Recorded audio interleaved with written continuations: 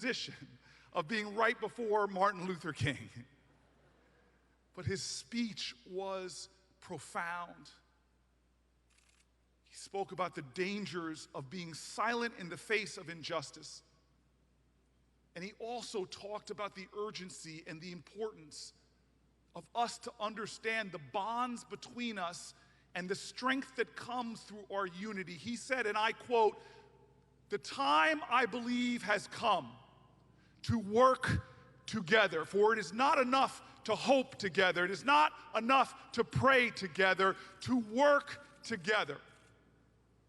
In that moral moment, as in this one, that is our call.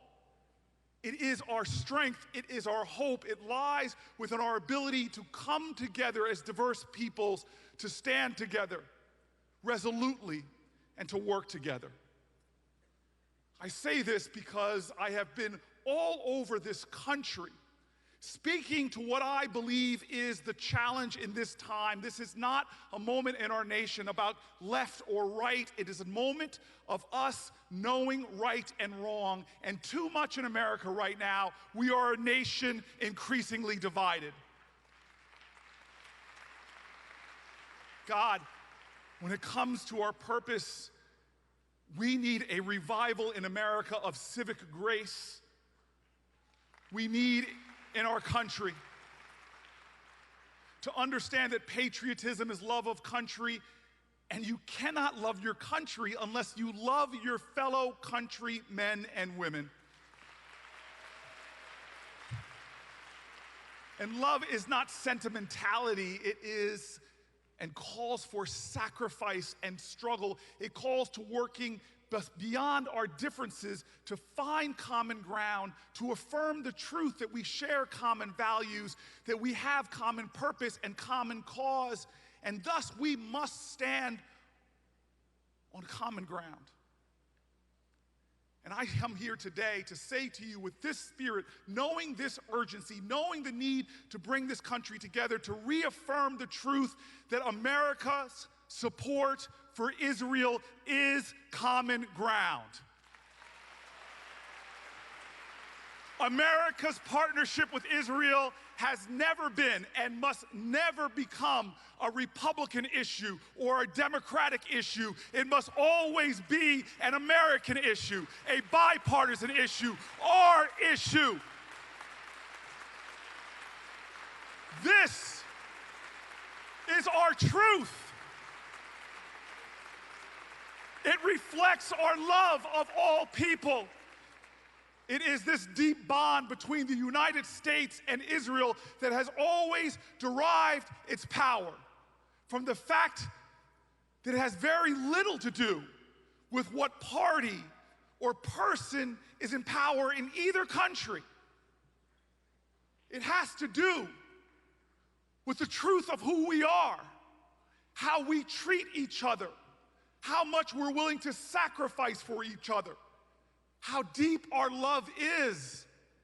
As a United States Senator, I see it as my obligation, my duty, to protect the bipartisan nature of this sacred friendship between Israel and the United States. And I call on all of us, no matter what your party, no matter what your race or religion, I call on all of us, everyone in this room and everyone outside of it, who care deeply about preserving that essential bond between our two nations. I call on you to guard against those who insidiously try to politicize the American-Israeli partnership for their own gain or divide us against each other, because together, as Rabbi Pence said in that moral moment, in that time, together we have work to do. There is no greater illustration of that than that ancient evil that is on the rise of anti-Semitism. We see it here at home when Jews are killed in their synagogue in Pittsburgh and in a kosher grocery store in my state in New Jersey. We see that hatred rising around the globe. There is an urgency before us. We together have work to do. As long as the people of Israel have to live under the constant threat of indiscriminate violence, whether it's emanating from Iran's destabilizing actions in Iraq, in Lebanon, in Syria, or from Hezbollah, or Hamas, or other terrorist groups, we must always, as a matter of human values, stand for Israel's security and defense. Together, we have work to do. As long as Israeli citizens live under the horrifying threat of rocket attacks, we must continue our support for the Iron Dome, for Israel defense systems, for critical intelligence cooperation and key technology and resources essential for Israel's defense. As a senator, I will not equivocate. I will not hesitate. I will always support those programs, that resources, our partnerships, because together we have work to do.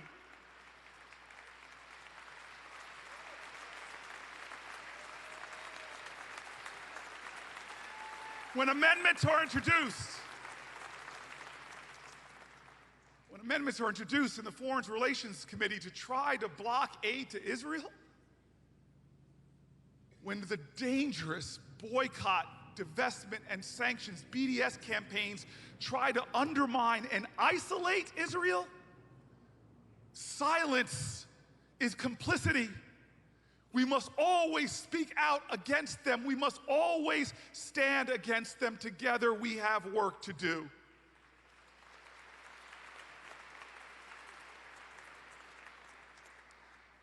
Like you, I have long advocated for a two-state solution because it is the only pathway to a lasting peace.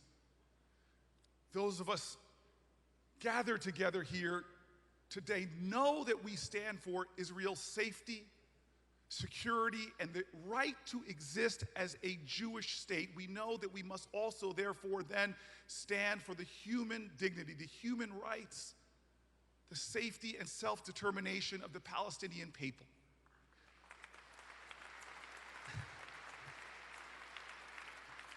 This, you know, are Jewish values. The love of neighbors. It's the Jewish value that sent Goodman and Cheney and Schwerner, black and white, Christian and Jewish. This value is why they died together in Mississippi. These are Jewish values. Tzedakah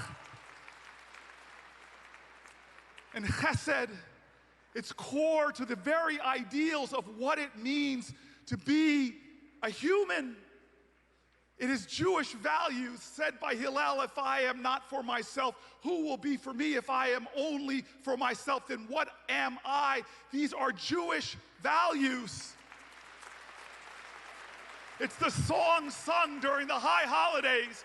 Ki beiti beit tefillah l'chol choamim. May my house be a house of prayer for many nations. These are Jewish values. These are human values. They are our pathway to peace and security for all people.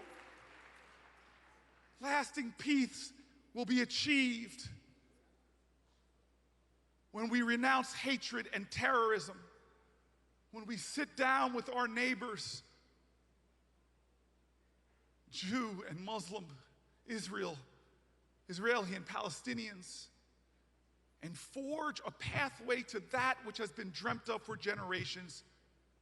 This is the pathway to peace. It's a pathway to strength. It's the understanding of what we must do together. Together we have work to do. But I want to say today, too often we talk about the conflict and the challenges, but we don't celebrate the truth and the fullness of Israel. It's important that we note what we all know. We support Israel not just because it is in our national security interest to do so, but because of what Israel means for the world. To ensure Israel's security means we are enabling and empowering a democratic nation of disproportionate innovation and ingenuity to do the work that is literally tikkun olam, literally repairing the world. Israel is helping to lead all of humanity in pioneering new technologies and developments to take on threats from global climate change to the looming crisis of global water security to global health epidemics. Israel is helping to lead humanity out of the darkness, out of the valley of the shadow of death. A nation of innovation, of creativity, and leadership for the greater good of all peoples, as Isaiah said, a light unto all nations.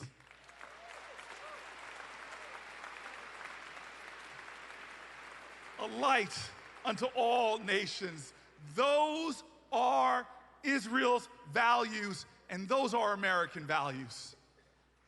This is our shared dream. On one of my many trips to Israel, long before I was a senator, my Israeli friend pointed out to me Mount Nebo. This was the mountain God allowed Moses to climb up to and look over and see the promised land.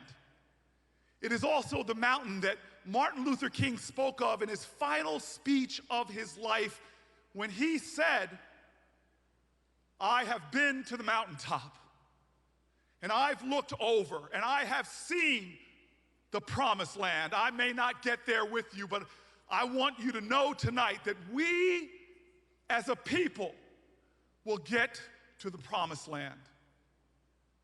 Martin Luther King went to bed that night, April 3rd, and he woke on April 4th there at the Lorraine Motel. And soon after he woke in the morning, he went out onto the balcony and he was slain by an assassin's bullet. If you go to that site today at the Lorraine Motel, now a museum, if you go there, you will see written on a block of stone where he was killed the words of the Torah, words of the Old Testament. It's the words of Joseph's brothers. The words they uttered before they threw him into a pit to die, but he did not die in that pit. He rose up to lead a nation through crisis.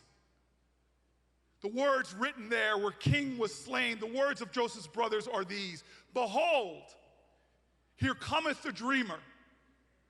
Let us slay him, and we shall see what becomes of his dreams. My brothers and sisters, what will become of the dream? The dream of our ancestors, the dream of Israel, the dream of America. We have that dream in our hands now. What will become of the dreams? It falls on us right now, right here. What will become of the dreams? The dreams of peace and justice for all, for black and white and brown, Muslim and Christian and Jew, Israeli, American, Palestinian. What will become of our dream? Will it be degraded and diminished? Will it become divided against itself? Or will we, the Joshua generation, will we reclaim the dream? Will we reclaim the hope? Will we reclaim the promise of our ancestors who sacrificed and struggled and bled and died for the dream? What will become of the dream on our watch? Will we turn not against each other, but to each other? Will we lift each other up and not tear each other down? Will we work together so that in our generation, we will fulfill the prophecies of old? We will ensure that swords are finally beaten into plowshares. We will ensure that in our generation, justice will roll down like waters and righteousness like an ever-flowing stream. Will we ensure that the dreams of those before us, that small black children and white children and brown children and Muslim children and Christian children and Jewish children will finally join hands and sing in a chorus of love that we are free at last, free from fear, free from violence, free from hate, That is the work we must do together with love. We together will keep America safe. We together will keep Israel safe. We will tikkun olam. We will keep between us an unbreakable, unshakable bond. Oh yes, my brothers and sisters, there is work to do, but my faith and my hope and my love know that we will rescue the dream. We will ensure that Israel and America remain a light unto all nations. May God bless you. May God bless Israel. May God bless all of God's children. And may God bless the United States of America. Thank you.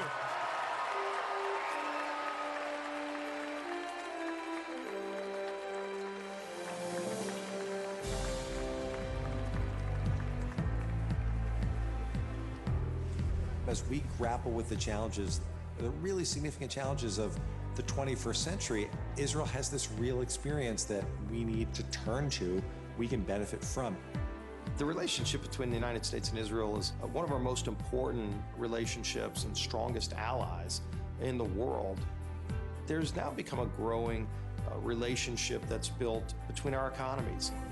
In 2014, I worked with my good friend Eliana Ross-Lehtinen, and we introduced the U.S.-Israel Strategic Partnership Act.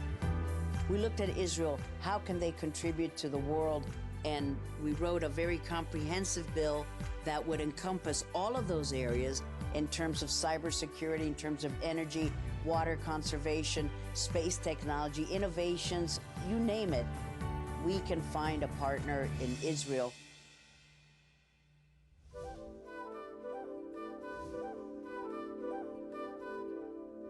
On my first trip to Israel, I had a chance to visit a desalination plant. It was very impressive. The technology was extraordinary. In 2014, in my home state of California, Governor Brown signed an MOU with the state of Israel on a lot of different issues, one of which was cooperation in terms of water technology.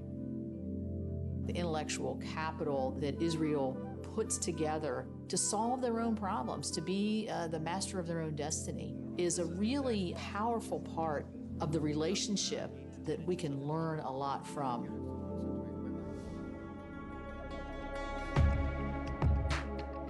Look, we know that Israel is the startup nation.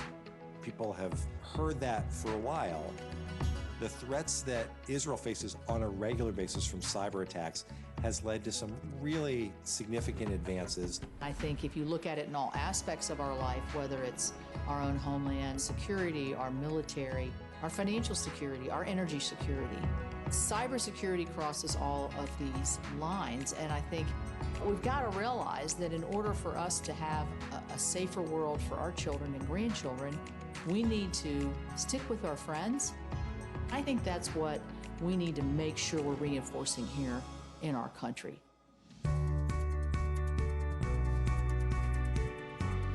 Israel's already collaborating with the United States and all of their allies to say, how can we be energy secure, energy independent?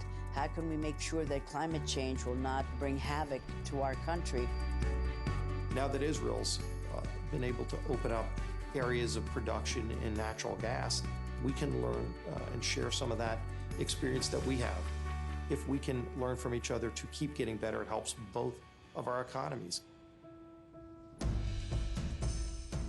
That alliance that we have with Israel started because we shared similar beliefs about democracy and individual freedom, but now it's expanded. Everything that you look at Israel, they're the leaders of the pack. As Americans, whether you're a Democrat or Republican or independent or another party, understand the importance of the U.S.-Israel relationship. Helping Israel is not only good for Israel, it's good for both countries. We have to recognize the powerhouse that Israel has become, the economic powerhouse, the technological powerhouse, and look for opportunities to work together to benefit one another. It's not just a one-way relationship. It really works to benefit both countries. Please welcome founder of Addie's USA, Scott Anderson.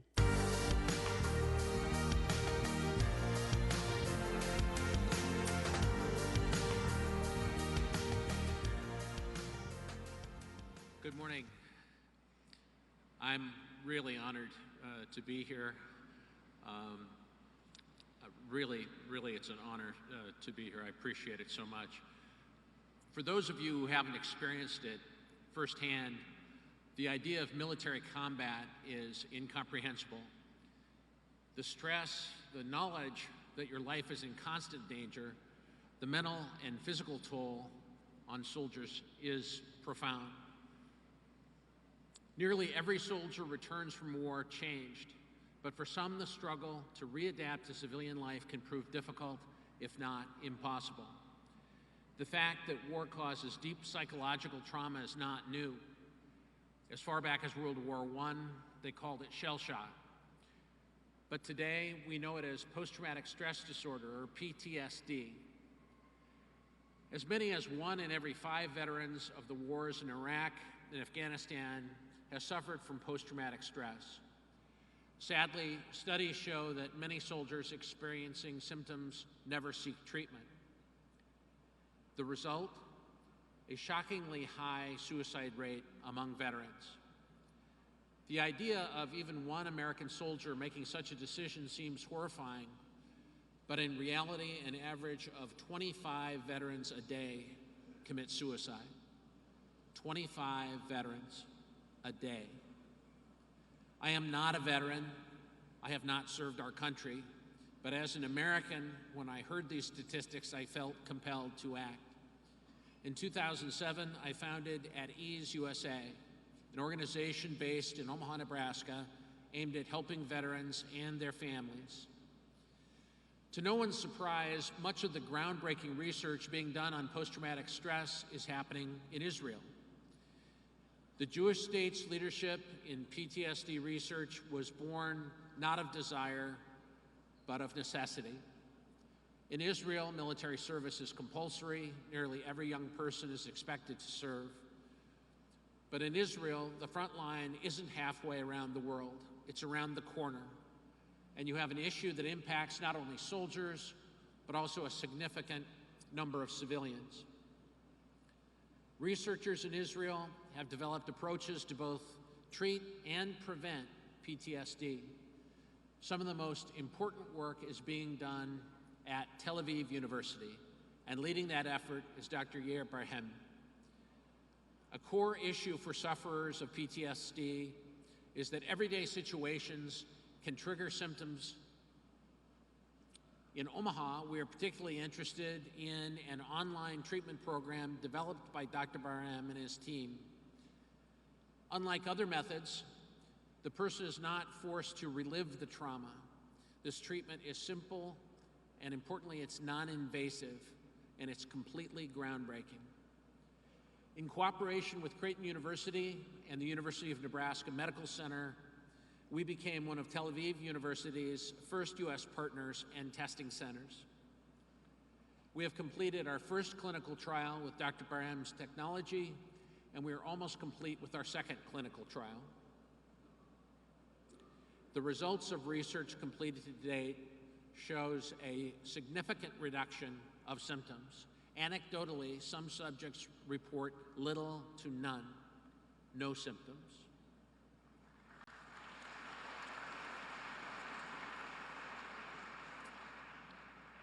Today, American veterans whose lives were overwhelmed by the effects of PTSD are taking significant steps toward recovery, all due to Israeli technology.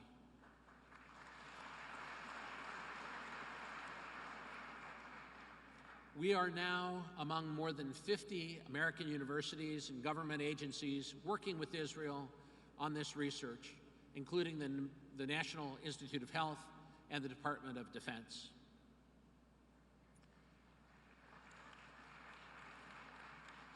In Omaha, we remain inspired by our partners in Israel, their compassion and creativity, their willingness to test new ideas, pushes us to expand our reach and help as many Americans as we can. I'm proud to share that we are now using Israeli technology to not only help Nebraska's veterans, but to also address the psychological needs of victims of domestic violence and sexual assault, as well as Omaha public school children with PTSD.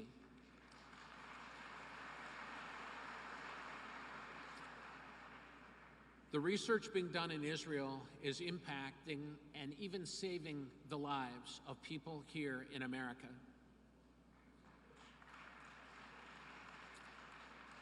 Today, it is my honor to recognize the man who has made our work possible. In the audience, please welcome my friend and partner, Dr. Yair Barhem of Tel Aviv University.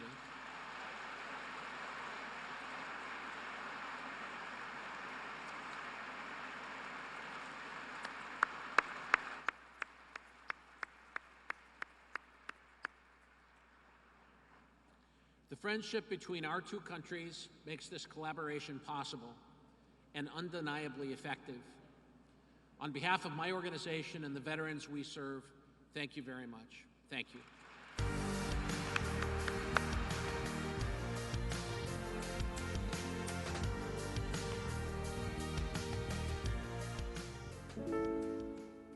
This is the house where I was brought up. I'm one of 6. This was really a house of happiness and goodness to others. My father is Dr. David Applebaum, and he was a Superman.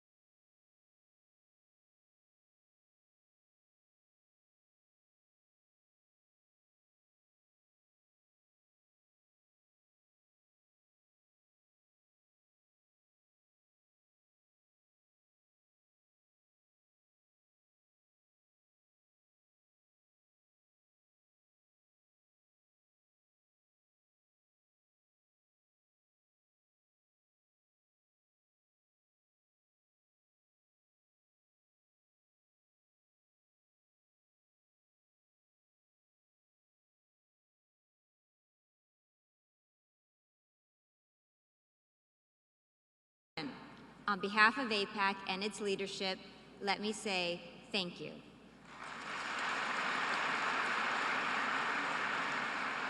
Thank you to you and to President Trump for these and many other steps you have taken to deepen America's partnership with our steadfast ally, the State of Israel.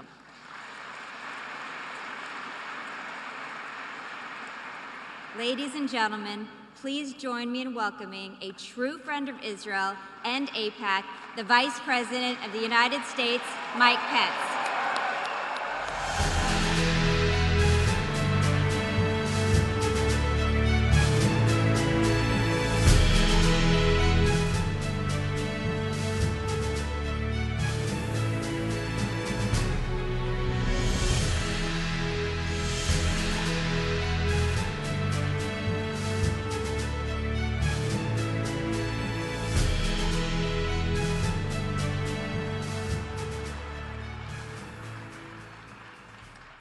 Well, hello, AIPAC. To members of Congress, Israeli ministers, members of the Knesset, especially to all my fellow Americans who have come here today from near and far, it is great to be back at AIPAC, the largest gathering of friends of Israel anywhere in the world.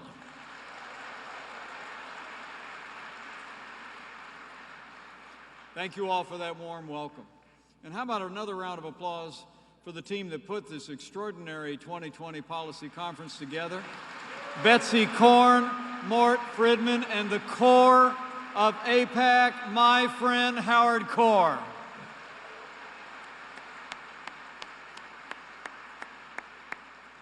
It's great to be with you all, but it's especially great to be here with so many college students from around the country.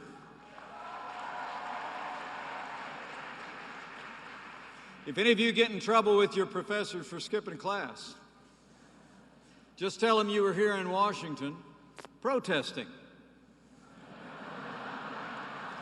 But tell them you weren't protesting against Israel, you were protesting in your nation's capital for Israel.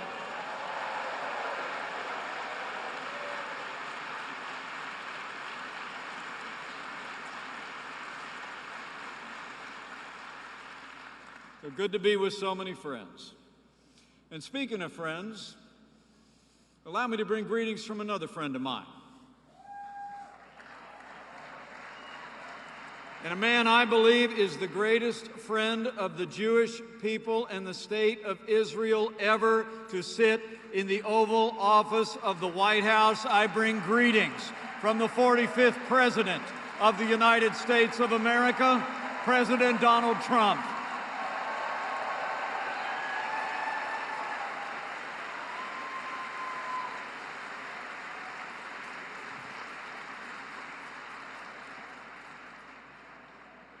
We gather today from all across our nation to celebrate a relationship that has never been stronger.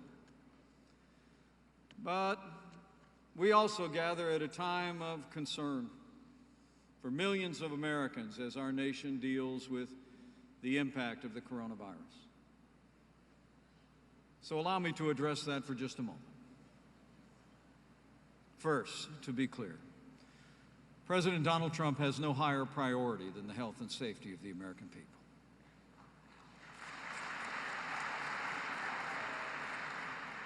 Last month, following word of the outbreak of the coronavirus in China, our president took unprecedented action to protect the health of Americans. He declared a public health emergency.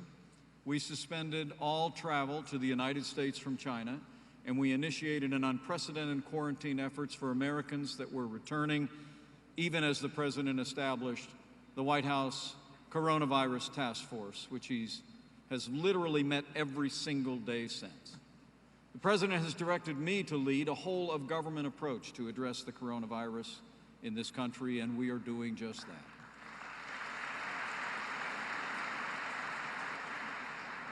And while the risk to the American public remains low, as the president said last week, you can be assured we're ready for anything.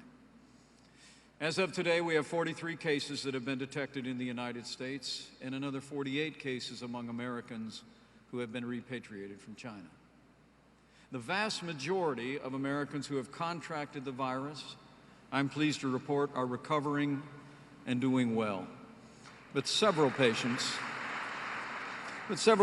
remain hospitalized, and sadly, the American people learned this morning that another coronavirus patient, a man with underlying health conditions, has passed away, and we send our deepest condolences to his family.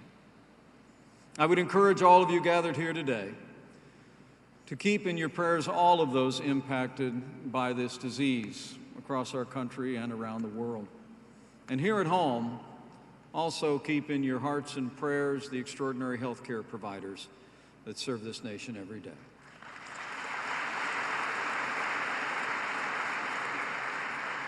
We're all in this together. It's always a good idea to practice common sense to protect your health, the health of your family, but especially so today. But I want to assure you, at President Trump's direction, we will continue to bring the full resources of the federal government to bear to protect the American people, and we will always put the health and safety of America first. Well, thank you for that. As President Trump declared in his historic visit to Jerusalem, as evidenced again here today, the bond between our two peoples is woven together in the fabric of our hearts, and so it shall always be. Under this president, if the world knows nothing else, the world knows this: America stands with Israel.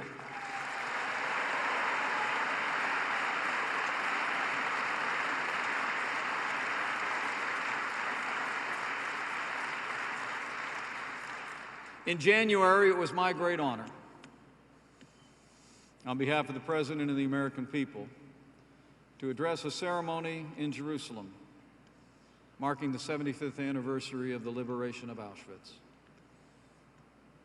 We paid tribute, along with more than 50 countries, to the 6 million Jews who died in the Holocaust, in what President Trump rightly called the dark stain on human history, the greatest evil ever perpetrated by man against man in the long catalog of human crime.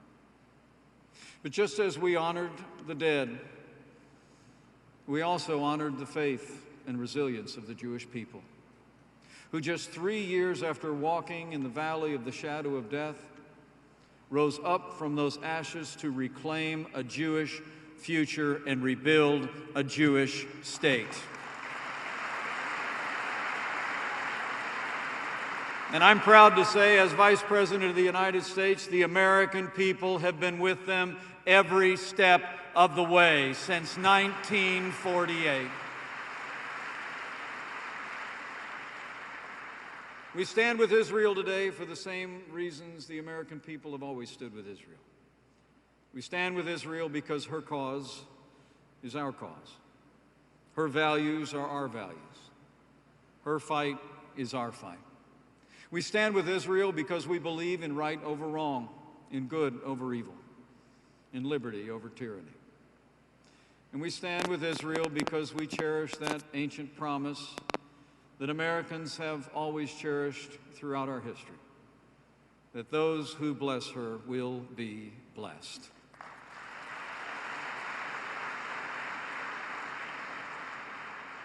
President Trump promised the United States would ensure that Israel would always have the resources and tools she needed to defend herself by herself. And today, I'm proud to report that American support for the security of the state of Israel is greater than ever before, and the state of Israel is stronger than ever before in its history.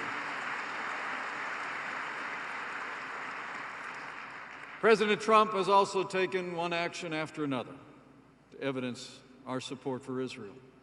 This president promised to shut down the PLO office in Washington if the Palestinian Authority did not take immediate steps to stop funding terrorists who murder innocent Israeli civilians. And when the PLO did not act, President Trump shut it down. The PLO office in Washington is closed, and today the Taylor Force Act is the law of the land.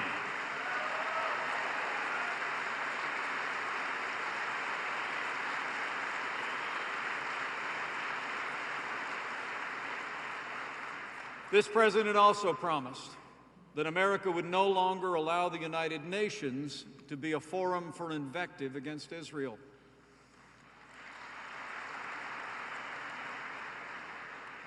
And this president delivered when he withdrew the United States from the so-called Human Rights Council at the UN and ended all U.S. contributions to UNRWA.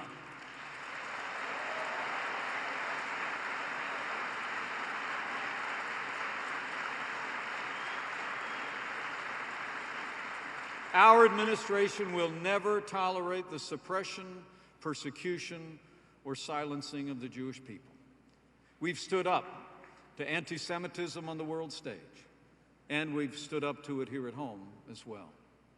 Last December, President Trump signed the strongest executive order ever written to fight anti-Semitism when he banned taxpayer dollars from any institution of higher education that traffics in anti-Semitic hate. Our message to America's colleges and universities is clear. If you want billions of dollars in taxpayer support, reject anti-Semitism and reject it now.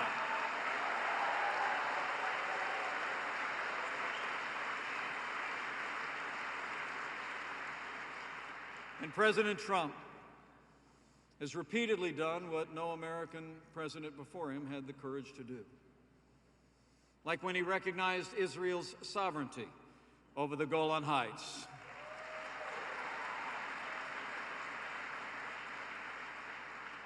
Like when he rejected half a century of peace process dogma and proclaimed that Israeli civilian settlements in the West Bank are not illegal.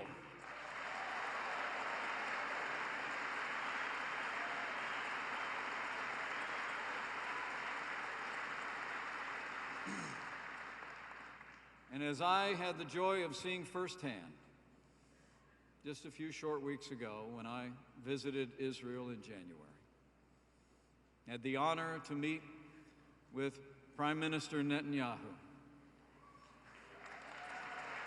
at the new American embassy in Jerusalem, the capital of the state of Israel.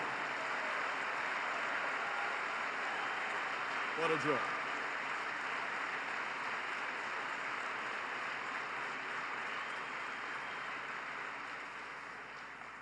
And just 5 weeks ago, President Trump also released his vision for peace, prosperity, and a brighter future for Israelis and Palestinians. It is the most serious, realistic, and detailed plan ever presented, and one that could make Israelis, Palestinians, and the region safer and more prosperous.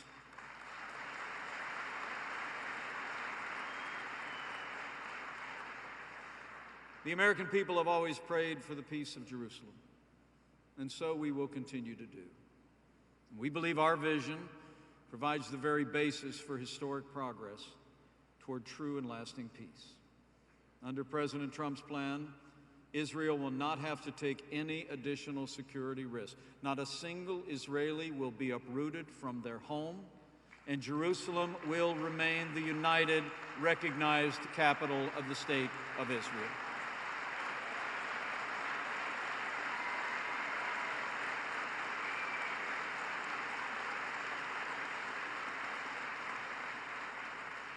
Peace will require compromise, but I promise you, America will never compromise the safety and security of the Jewish state of Israel.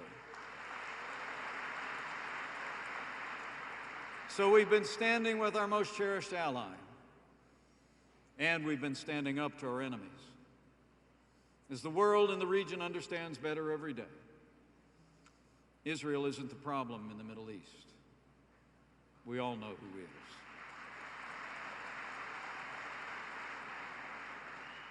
"75 years ago, America and Britain defeated Nazi Germany before Hitler could get nuclear weapons.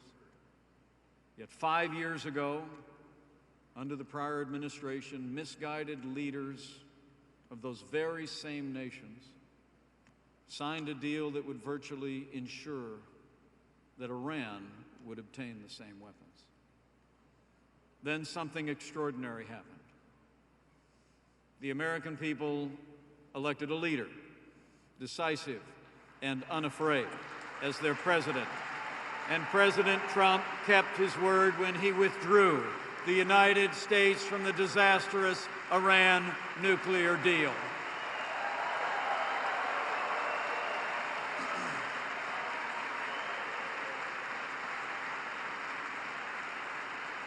Like the Hebrew prophet Job said, America said, "Thus far shall ye come, but no further." Our president made the best decision in the interest of the United States and Israel.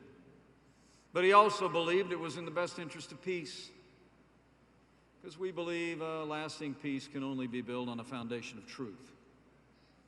And with support of our friend Israel, the United States is working to build, as the President said, as we speak, a coalition of nations who share the aim of stamping out extremism and providing our children a hopeful future that does honor to God.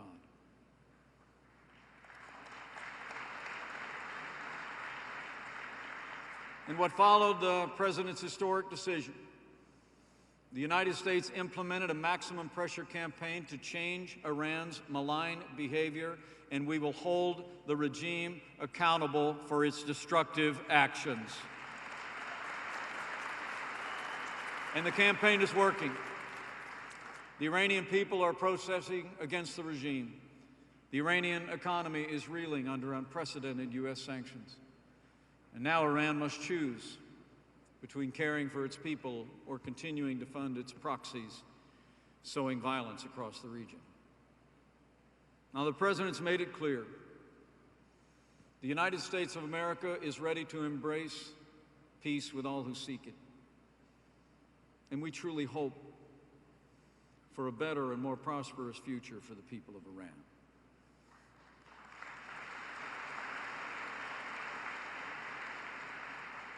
But I'll make you this promise. We will continue to oppose Iran's malign influence. We will continue to bring pressure on their economy. And under President Donald Trump, America will never allow Iran to obtain a nuclear weapon.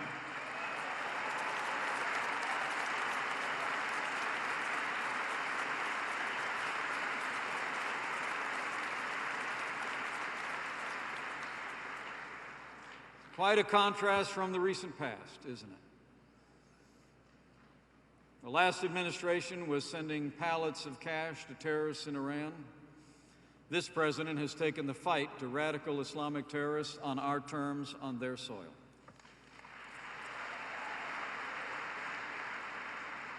Last year, American forces captured the last inch of territory beneath the ISIS flag's caliphate. And last fall, American Special Forces took down their leader without one American casualty.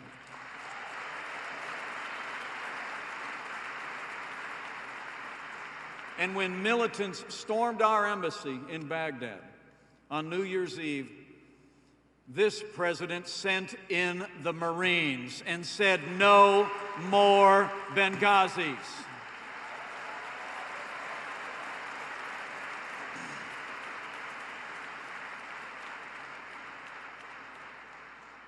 And when American lives were threatened by the most dangerous terrorist in the world, President Donald Trump took action, and Qasem Soleimani is gone.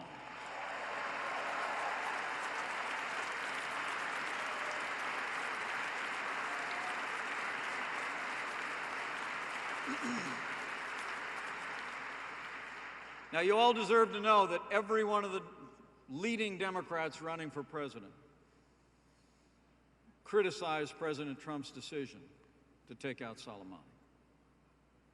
Bernie Sanders even called the president's decision to take out Soleimani, in his words, quote, "assassinating a government official." Well, I've got news for Bernie Sanders.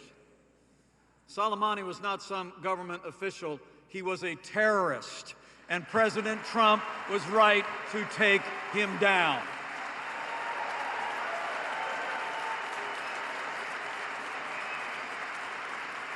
That's what leadership looks like. That's the leadership of President Donald Trump.